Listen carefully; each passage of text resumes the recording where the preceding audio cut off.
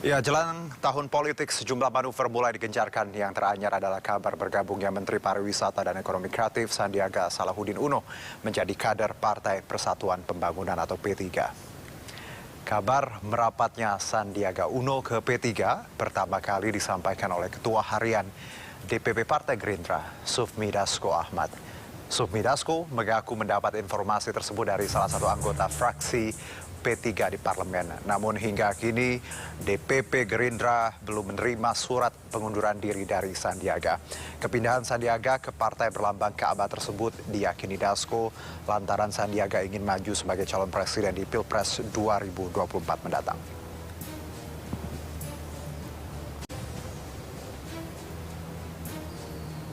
Jadi saya pikir pernyataan Pak Sandi yang mau kemudian mencapreskan dan Pak Prabowo tidak masalah, saya pikir itu tidak perlu dijadikan polemik. Karena saya sudah mendengar kabar dari teman-teman fraksi P3 bahwa Pak Sandi itu sebentar lagi sudah resmi menjadi anggota P3. Nah sehingga kalau sudah jadi anggota P3, ya tentunya kan itu kewenangan dari partai P3 untuk mencalonkan atau tidak mencalonkan. Kan sudah kalau memang sudah resmi di P3 kan nggak ada, jangan ditanya ke Gerindra kan gitu. Ya, Menteri Pariwisata dan Ekonomi Kreatif Sandiaga Uno menepis kabar dirinya hengkang dari Partai Gerindra dan bergabung dengan Partai Persatuan Pembangunan. Sandiaga yang mengaku masih menjadi kader Gerindra yang loyal. Ia menduga awal mula kabar dirinya pindah ke P3 beredar karena kehadirannya di acara Pondok Pesantren Darul Ulum yang merupakan undangan salah satu pengurus P3. Sementara soal langkah-langkah politik ke depan, Sandiaga mengaku masih menjadi kader Gerindra yang loyal. Bahkan hingga saat ini ia masih berkoordinasi dengan para pimpinan partai. Soal keinginan untuk menyeberang partai dan nyapres, Sandiaga tetap kukuh mengatakan akan menunggu keputusan Ketua Umum Partai Gerindra, Prabowo Subianto.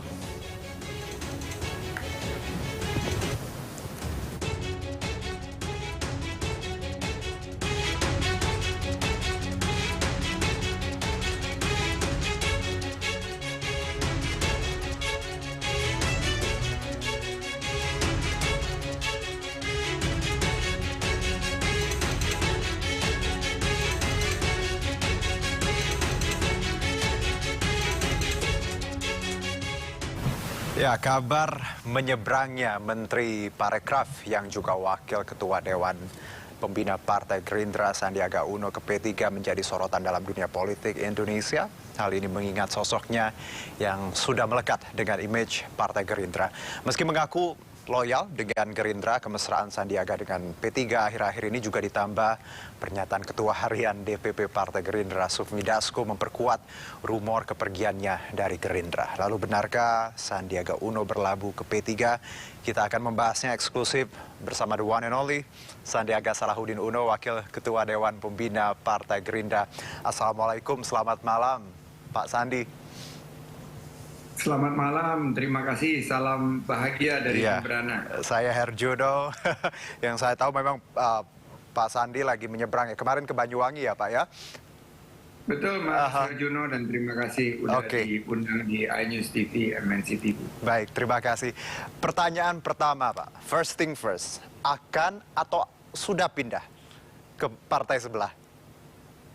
Ya, terima kasih. Dan karena tahapan Pilpres sudah dimulai dan juga kita menuju beberapa agenda yang berkaitan dengan kontestasi demokrasi Februari 2024, termasuk juga penentuan pasangan calon presiden dan calon wakil presiden. Tentunya kita perlu menyiapkan diri. Dan ini selalu saya komunikasikan, dan tentu sebagai kader Partai Gerindra hari ini saya sampaikan bahwa apa yang menjadi aspirasi dari masyarakat ini tentunya kita tampung dan akan kita diskusikan. Semua langkah saya akan terkoordinasi dengan partai di bawah di mana saya bernaung, partai yang membesarkan saya, dan tentunya saya bergabung di politik ini juga atas undangan dari Bapak Prabowo Subianto.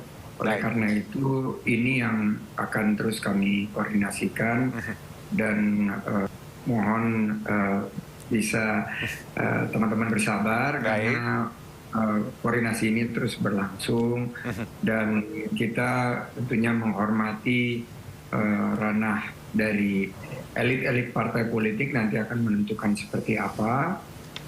Bagi saya ingin fokus kepada kebangkitan ekonomi kita, menampung aspirasi agar lapangan kerja tercipta dan kesejahteraan masyarakat yang sekarang kita kawal terus momentum, apalagi hari ini kita PPKM diakhiri.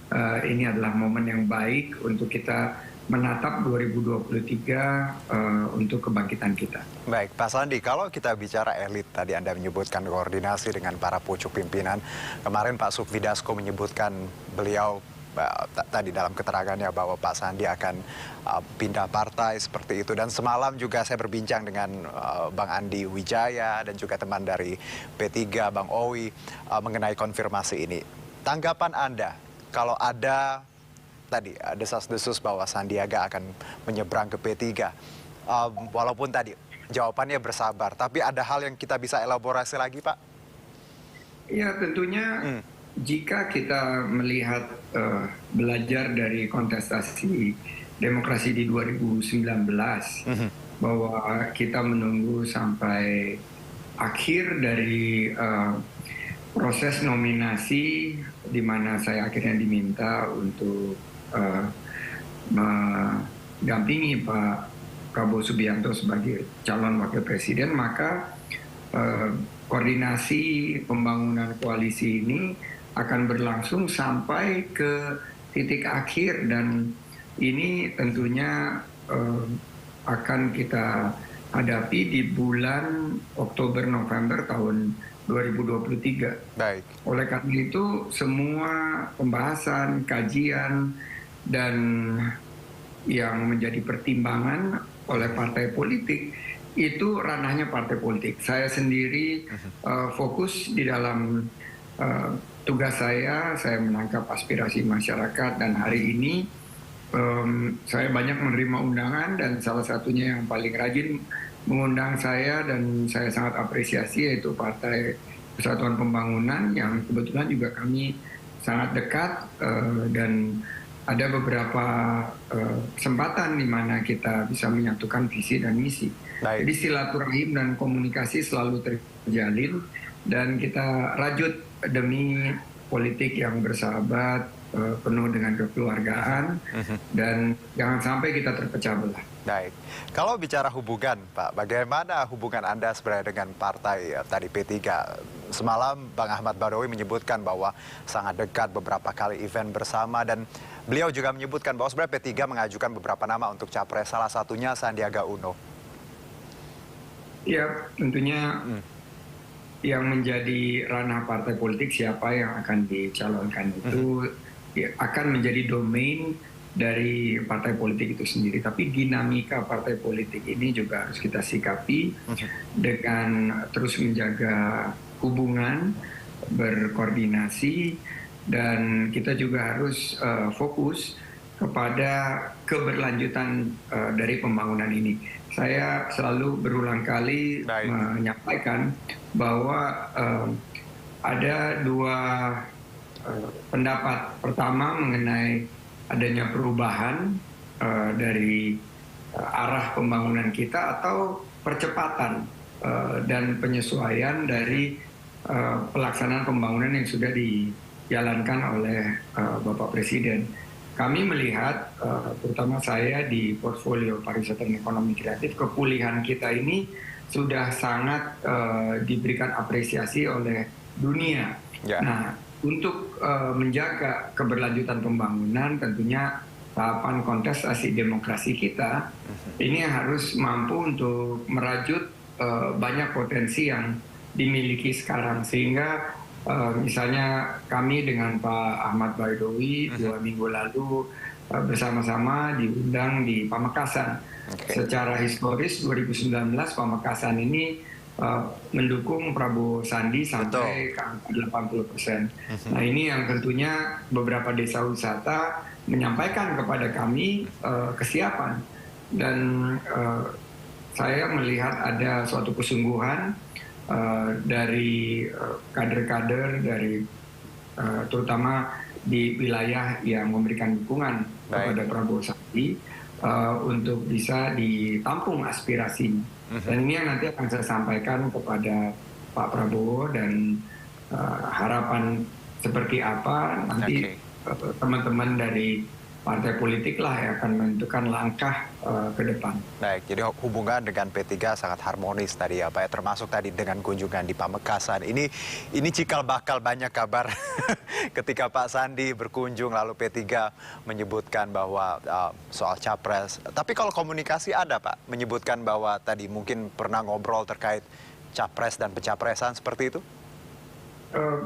Di level partai politik tentunya saya menyikapi dari banyak diskusi dan menyadari, saya sangat memahami bahwa ini akan menjadi keputusan dari partai politik. Jadi ini bukan menjadi domain saya.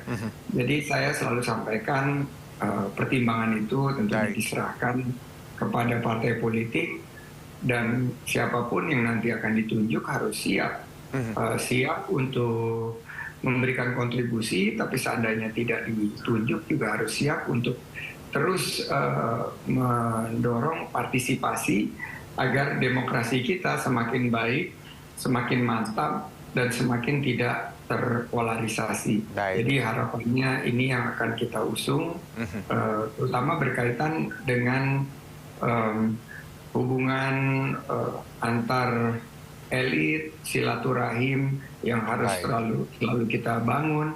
Dan ini Indonesia ke depan ini kita nggak bisa membangun sendiri.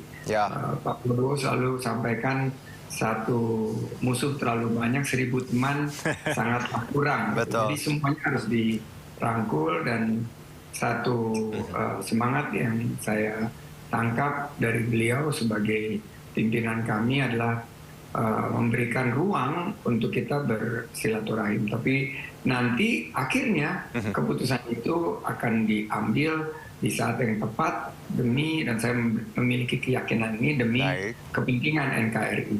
Ya, jadi memang tadi kita ingin kontestasi yang baik, yang sehat, merayakan demokrasi ya Pak ya di 2024. Jadi itu fokus kita, dan juga kita tahu bahwa kita sedang bangkit ekonomi, pariwisata, semuanya lagi bergerak, dan itu yang menjadi fokus Sandiaga Uno. Kalau kita tahu juga Pak Sandi, kader P3 banyak yang mendorong Anda seperti itu ya di media. Bagaimana banyak kader yang memberikan pendapatnya, termasuk sudah ada deklarasi loh Pak soal Sandi sebagai capres, dan kunjungan yang mesra ke beberapa tempat bersama P3. Bagaimana Anda menanggapi tafsir dari banyak pihak ini? Ya tentu itu tidak salah ya, itu hak orang untuk punya pendapat, punya pilihan. Kalau dari Pak Sandi sendiri bagaimana Anda melihat ya banyaknya tafsir kedekatan Anda dan P3? Ya kebetulan keluarga besar saya, dari istri saya terutama adalah juga simpatisan P3 karena berasal dari Jakarta, dari warga Betawi. Jadi memang banyak kedekatan, dan disampaikan bukan saja pas saat 2019 yang lalu, tapi juga 2017 waktu kami ikut kontestasi Pilgub di Jakarta. Dan itu tentunya harus kita apresiasi.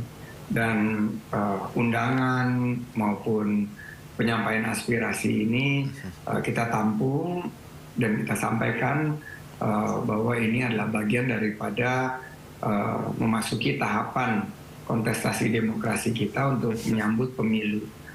Saya menyampaikan bahwa keputusan adalah di tangan para elit dan pimpinan partai politik.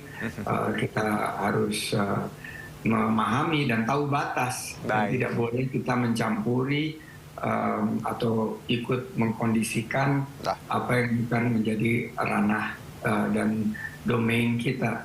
sehingga apa yang disampaikan oleh teman-teman, baik dari P3 maupun dari parpol lain maupun dari anggota masyarakat yang lainnya, saya sampaikan terima kasih, dan ini saya wujudkan dalam bentuk kerja keras saya. Saya ingin berjuang untuk kebangkitan ekonomi kita yang sekarang kita ini sudah ada di penghujung nih, PPKM baru diakhiri. Kita masuk kepada 2023 yang ada gejolak, potensi resesi di beberapa negara besar, tapi kita masih tetap bertumbuh. Nah, inilah butuhnya persatuan, kesatuan kita untuk keberlanjutan pembangunan ekonomi kita. Dan saya sepakat kalau misalnya kita juga mulai berbicara mengenai rekonsiliasi. Jangan sampai setiap 5 tahun kita ini terpecah belah. Tapi kita membangun suatu narasi agar kita bisa fokus gagasan apa yang bisa kita tawarkan, gagasan kebangkitan Indonesia dan pencapaian Indonesia emas akan kita tempuh seperti apa. Ini yang akan lebih memperkaya khazanah demokrasi kita.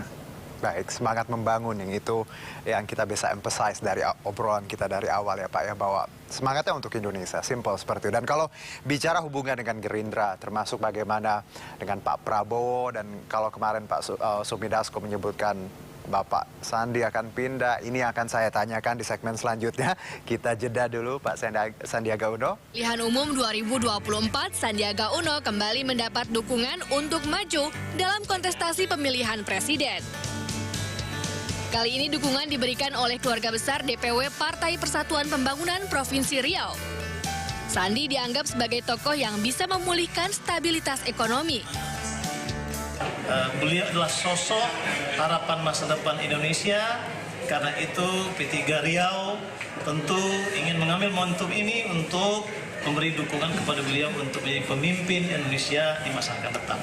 Visi ekonomi beliau dengan jadi Menteri Pariwisata Ekonomi Kreatif, banyak perkembangan yang dahsyat yang kita saksikan di tengah bangsa ini.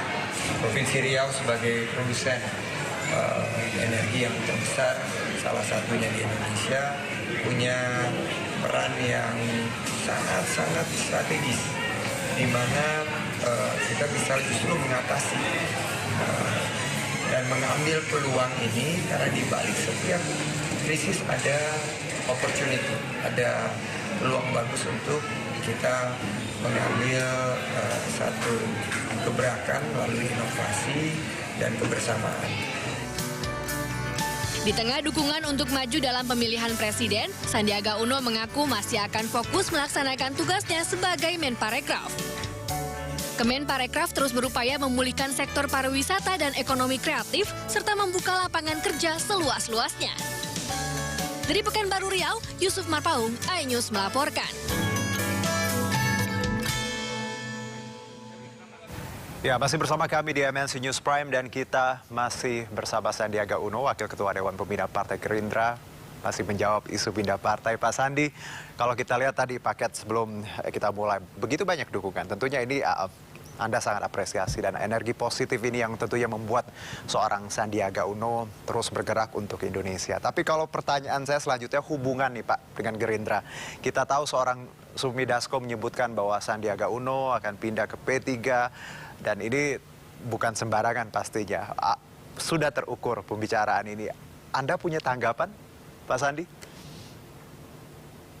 Bang Dasko ini kebetulan senior kami di partai dan sekarang ketua harian, jadi beliau adalah salah satu pimpinan. Saya belum sempat koordinasi sama Bang Dasko, tapi memang saat saya berkoordinasi dengan Pak Prabowo di awal tugas saya di kementerian, bahwa saya diminta untuk fokus membangkitkan pariwisata, khususnya portfolio saya dan ekonomi kreatif. Tahun ini setelah 2 tahun bertugas, kebangkitan kita semakin terasa dengan jumlah penciptaan lapangan kerja di tahun 2022 mencapai angka 3,7 juta lapangan kerja baru. Dan tentunya ini sebuah prestasi yang didedikasikan untuk seluruh stakeholders, seluruh pemangku kepentingan, termasuk juga Partai Gerindra yang membesarkan saya, yang pasti ada andilnya Baik. dalam kebangkitan ekonomi kita. Jadi kami akan tegak lurus kepada Pak Prabowo. Ini adalah pimpinan tertinggi dan Oke. saya dalam Partai Gerindra memang mematuhi dan akan memaknai segala arahan yang diberikan beliau dan tegak lurus dengan keputusan beliau. Karena saya yakin keputusan beliau adalah yang terbaik buat bukan hanya Partai Gerindra tapi juga buat NKRI. Jadi jika keputusan itu disampaikan kepada saya ada arahan khusus, ini tentunya saya akan sholat istiqoroh, Baik. saya akan diskusikan dengan keluarga dan saya akan tentunya pamit kula nuwun, tapi ini adalah tahapan-tahapan yang pasti akan saya junjung karena inilah etika dan fatsun politik yang diusung oleh bukan hanya Partai Gerindra tapi juga oleh seluruh kader-kadernya dan saya ada dalam koridor itu. Jadi tentunya ini akan tahapan ini akan terus secara dinamis bergerak secara cair dan selagi dinamisme ini terus berlangsung, siapapun harus terus menyiapkan diri untuk kontestasi demokrasi karena belajar dari 2018-2019 yang lalu ini prosesnya begitu cepat dan seandainya dulu punya lebih banyak waktu tentunya kita akan persiapannya akan lebih baik.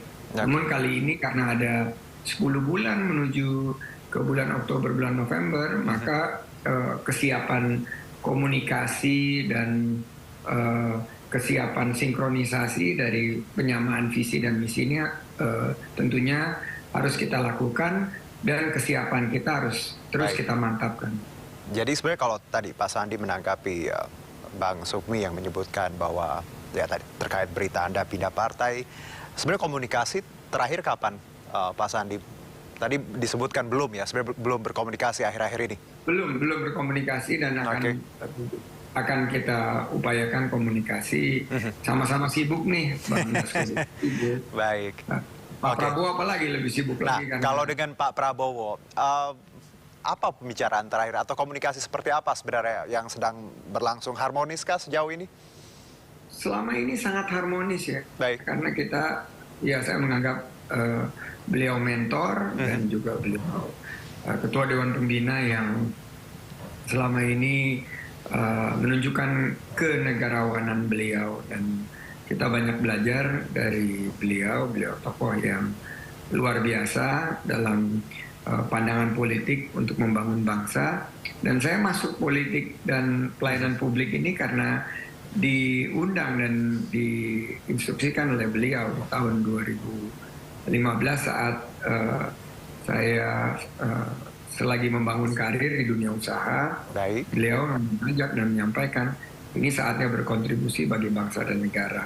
Sebagai pengusaha sudah berhasil membangun usaha menjadi usaha nasional dari hanya usaha kecil.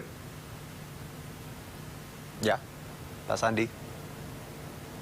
Ya, nampaknya audionya sedikit ada trouble, tapi kita dapat poinnya tadi bagaimana sebenarnya hubungan Pak Sandiaga Uno dengan Gerindra dan juga Pak Prabowo dan Bang Sukmi Dasko cukup baik. Seperti itu walaupun sama-sama keduanya mempunyai kegiatan yang luar biasa padat. Mungkin komunikasi tidak selancar dulu, tapi tadi ada hal yang disebutkan, ya kalaupun akan pergi atau berpindah akan pamit kula nuwun seperti itu. Dan kita masih mencoba untuk memperbaiki sambungan Zoom dengan Pak Sandiaga Uno terkait jawaban beliau untuk pindah partai. Dan memang kita tahu bahwa dukungan dari banyak pihak terhadap Sandi termasuk P3 cukup luar biasa di media sosial. Dan bagaimana hubungan harmonis ini banyak ditafsirkan oleh banyak pihak terkait sikap Sandi yang disebutkan akan beralih ke partai berlambang Ka'bah tersebut.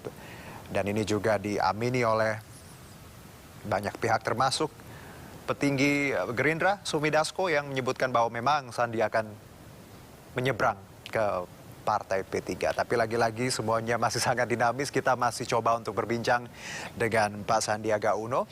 Kita akan ke informasi masih terkait ini pemirsa.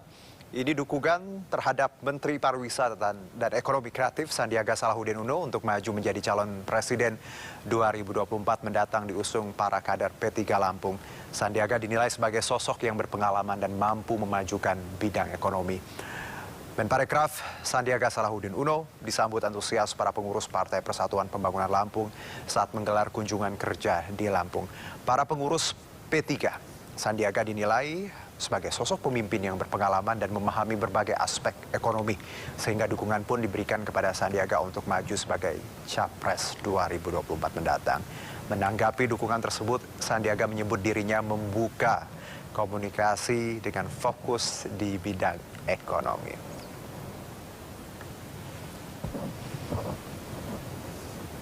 Baik, kita kembali berbincang di kesempatan kali ini dengan Pak Sandiaga Uno. Pak Sandi, baik, maaf tadi ya agak audio visual, nggak apa-apa, biasa, digital world ya, Zoom biasa seperti ini. Pak Sandi, mungkin satu pertanyaan ya yang harus saya tanyakan. Anda sempat menyebutkan beberapa kali ya bahwa siap maju seperti itu ya, siap capres. Maknanya seperti apa sih Pak sejauh ini sampai detik ini dengan isu yang beredar saat ini?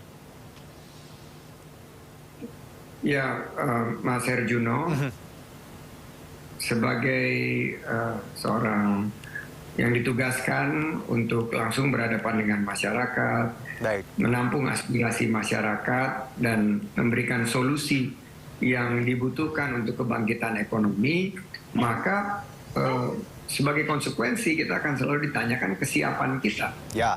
Dan ini bukan hanya ditanyakan sekarang, malah 2019 saat baru selesai Pilpres 2019 sudah ditanyakan. Dan jawaban selalu konsisten bahwa jika NKRI memanggil maka kita harus siap.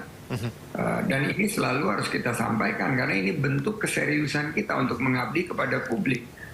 Dan tentunya kesiapan itu terkomunikasikan kepada publik, tapi keputusan pencalonan kan ada di partai politik yang ranahnya nanti akan mengambil keputusan di 2023 medio Oktober atau November. Berkaitan dengan hubungan dengan P3, selain dari hubungan kekeluargaan, kami melihat juga ada satu kesamaan visi dan misi dari segi membangun negara keindonesiaan kita, dari segi tentunya Islam yang rahmatan lil alamin, dan kebetulan salah satu pimpinan dari P3 ini mantan ketua umum Pak Suharto Monoarfa adalah om langsung saya. Jadi kebetulan kita banyak berkomunikasi dan kita sikapi semuanya dengan kekeluargaan, persahabatan, dan hubungan sama Partai Gerindra juga sangat baik, sangat harmonis. Keputusan Pak Prabowo saya selalu tegak lurus mengikuti.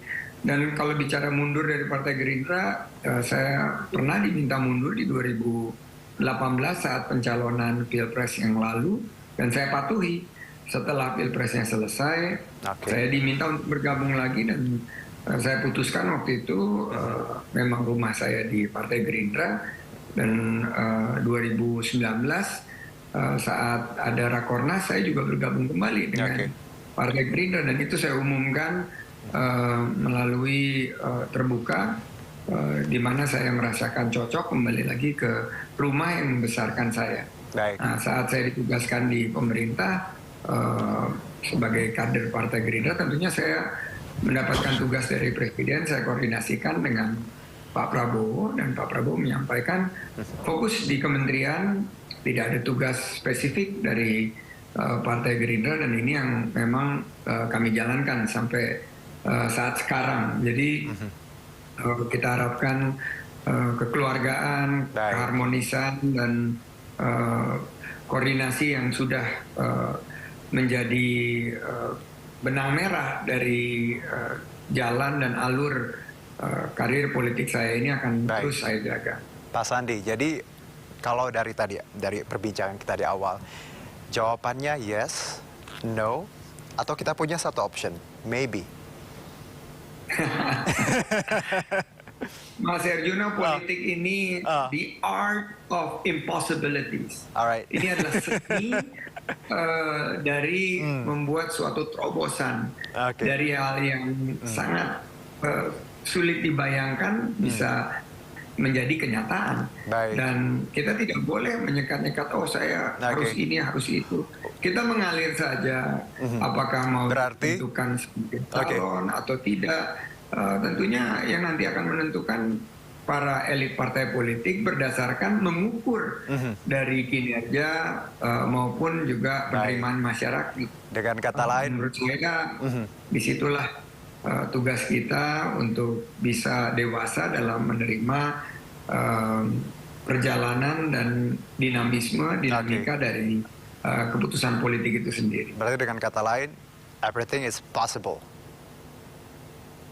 Saya selalu melihat gelas ini setengah terisi nih, walaupun mungkin Paham. ini agak setengah kosong, tapi buat saya ini adalah setengah terisi dan saya selalu optimis bahwa kalau kita berjuang secara sepenuh hati dan diniatkan sebagai ibadah, maka akan terbuka jalan.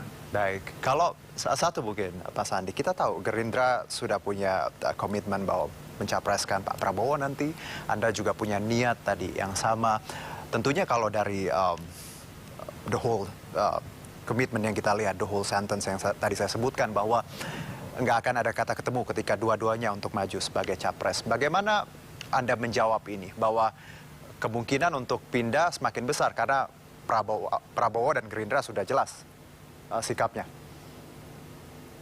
Kembali lagi kita bicara dari segi pengalaman, dari track record.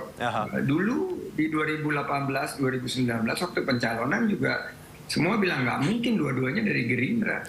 Tapi itu jadi kenyataan karena bentuk dari kesepakatan. Kali ini kita tidak boleh bilang nggak mungkin.